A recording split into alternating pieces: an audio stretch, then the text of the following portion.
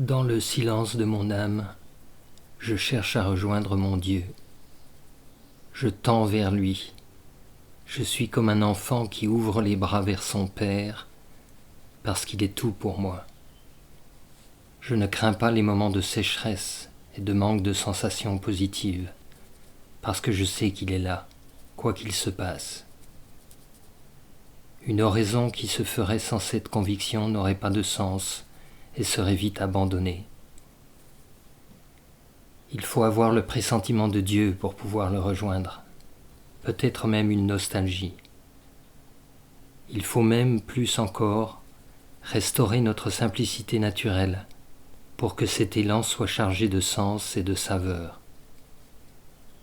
Dans une civilisation cynique qui semble tout faire pour nous maintenir dans la frustration et le dédain, il est parfois difficile de retrouver notre statut d'enfant de Dieu.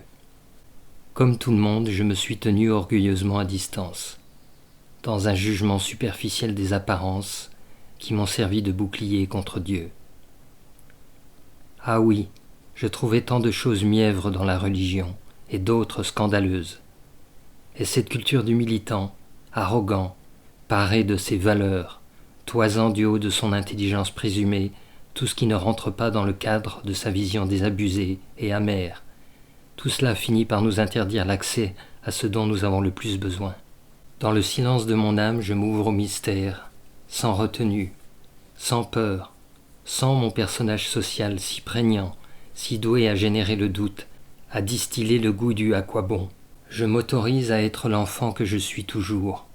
J'ouvre les bras, j'espère l'étreinte, je m'abandonne à ce qu'il voudra bien me donner, à ce qu'il pourra éventuellement me reprendre.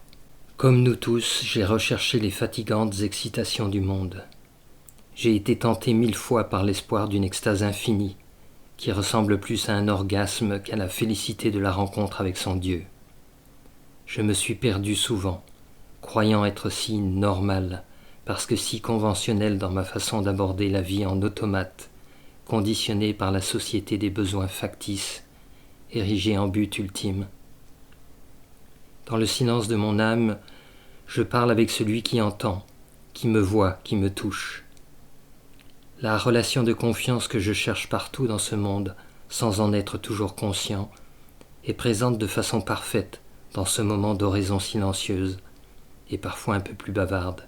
Tous nos besoins, les plus faux comme les plus vrais, pointent vers le Seigneur. Chacun nous dit que la plénitude de notre espérance se trouve en lui.